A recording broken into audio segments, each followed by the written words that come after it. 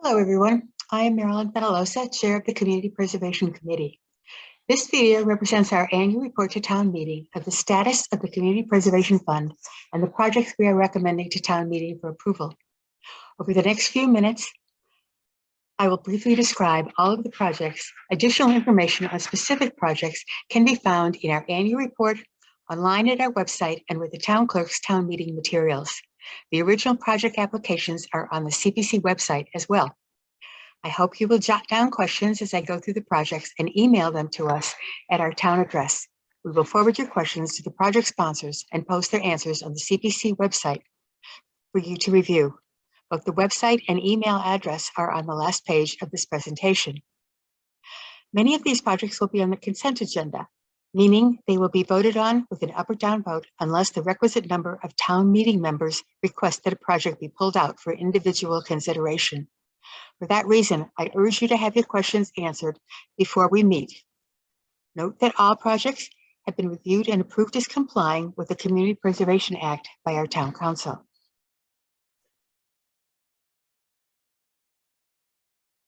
A brief look at what we have done to date.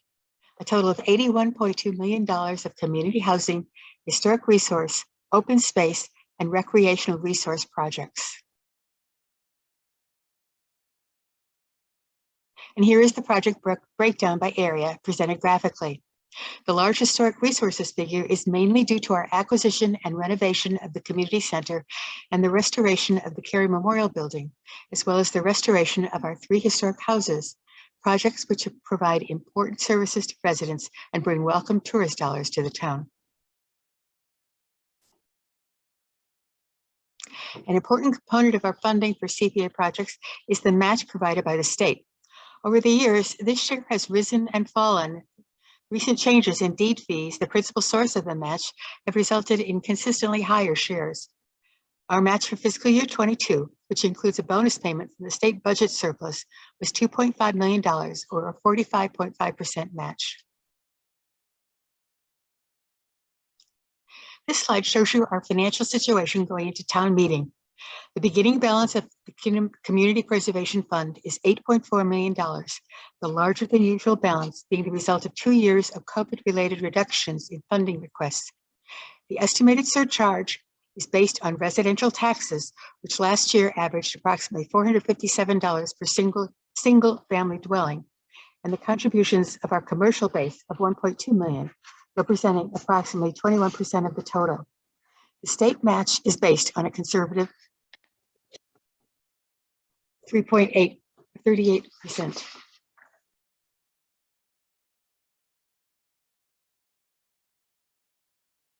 If you approve all our recommended projects for fiscal year 23, we will have a balance of $8.4 million to carry over to next year, as well as funding for extraordinary or time-sensitive projects that we might bring to you in a special town meeting in the fall. But before we look to next year's projects, a few words of thanks to the Capital Expenditures and Appropriation Committees for their always good questions, and to Carolyn Kostnoff, Assistant Town Manager for Finance, for always good answers. To Gina Federico, our incredible administrative assistant, who has made this report possible and sadly left us this year to become the town's payroll assistant.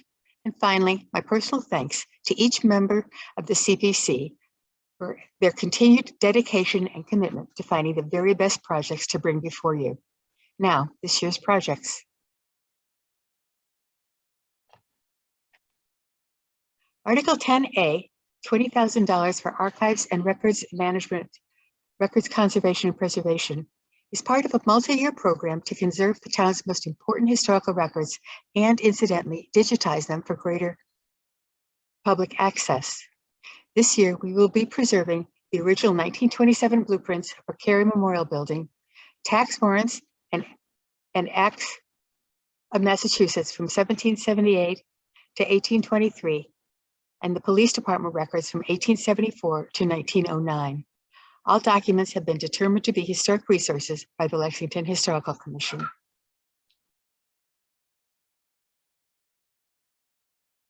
The Wright farm off Grove Street at the Bedford Town line was acquired by the town in 2011 and 2016 for open space and community housing. The Wright farmhouse has now been fully rehabilitated by LexHAB for affordable housing. This project represents the next step for the conservation land, which is the rehabilitation and development of the historic barn on the site. Article 10B for $155,000 provides funding to test to determine whether any hazardous materials still remain on the site and button up the building to prevent damage from exposure to weather, animals, or other wanted invasions. The funds will also permit the Conservation Department, working with the Department of Public Facilities, to plan and design potential uses for the barn based on public hearings and input from potential user groups. Article 10C, the preservation of the West Farm Meadow off Oak Street for $28,175 is part of a multi-year program to restore our upland meadowlands to their original state. Encroaching woods and invasive plants take over when maintenance is deferred, and we are now working to remedy this problem. The newly restored meadows will promote native vegetation, enhanced wildlife habitation, and safe recreational facilities. The stone walls and their viewscapes will provide important reminders of our agricultural heritage. Prior projects in this program include the meadows at Hennessy Field, Joyce Miller's Meadow, the Wright Farm Meadow, and the Daisy Wilson Meadow. Article 10D, playground enhancements, pour in place surfacing at Bowman, Bridge, Estabrook, and Fiske elementary schools is the next phase of a series of projects that will replace the existing bark mulch wood fiber surfacing in our playgrounds with a safer and longer lasting rubber urethane surface. The new surfacing will ensure that a minimum 12-inch impact absorbing depth is maintained despite adverse weather or overly enthusiastic use.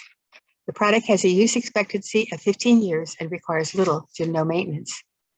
This project will also include the construction of new playground equipment at the Fiske School, which was last replaced in 2006. The total project cost for all facilities is $1,459,591. In 2020, town meeting approved funding for the design and engineering of a new bathroom facility and DPW storage at the Center Recreation Complex. Article 10E covers the $915,000 projected construction cost of the project. The new facility will have 6 bathrooms, 2 of which will be handicapped accessible, and 2 will be family facilities. The Gallagher tennis courts and Farias basketball courts at the Center Recreation Complex are in need of resurfacing. The tennis courts were last resurfaced in 2016, and the basketball courts in 2008. This $2,500,000 project, Article 10F, will resurface, paint, and stripe the courts as part of a program to renovate playing court surfaces all throughout the town. The project includes the addition of new fencing, academic equipment, storage sheds, shelter, practice backboards, signage, and other site amenities.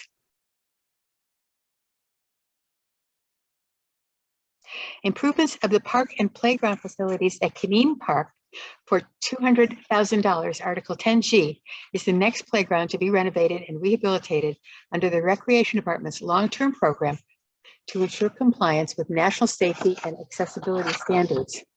This project will update and replace existing playground and equipment, including the installation of poured-in-place safety services, as well as signage, a bike rack, and fencing. The facilities at Kineens were last replaced in 2004.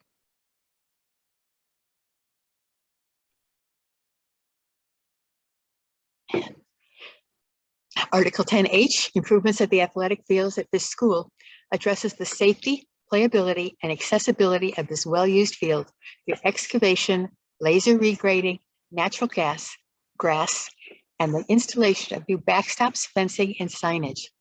The project will also improve accessibility to the ball fields. This $250,000 project follows similar projects at other athletic fields over several prior years. Article 10I, $100,000 for the preparation of a master plan for Lincoln Park, will enable the Recreation Department to prioritize capital improvements and enhancements described in Recreation's 5-year capital plan. The plan will focus on community wants and needs as identified through public outreach. This article, Article 10J, for $234,000, will provide funding to LexHAB for the preservation and rehabilitation of 18 of their affordable housing units, including kitchen and bath renovations, electrical upgrades, new doors, exterior painting to prevent damage. Monthly rents are not sufficient to enable LexHAB to make much needed capital improvements. This project is similar to a request made and approved at the 2019 annual town meeting.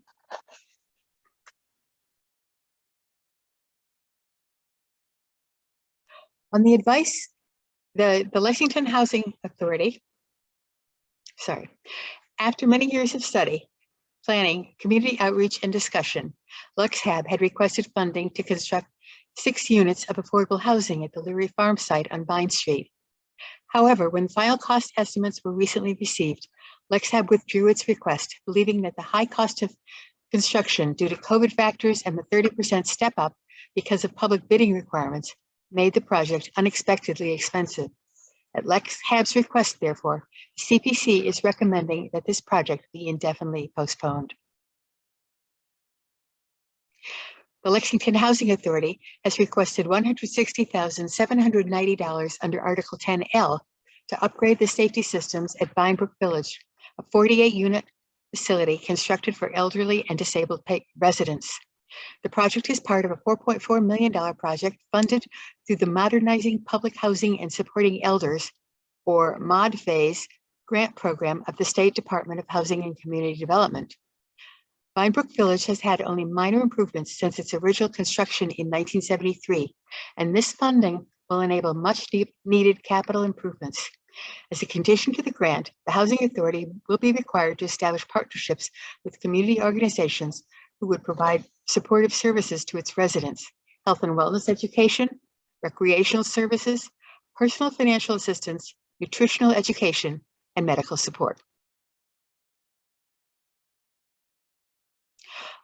On the advice of our town's finance department, several of our larger CPA projects were funded through the issuance of 10-year bonds. Article 10M, CPA Debt Service, reflects the payments that will be coming due in fiscal year 2023.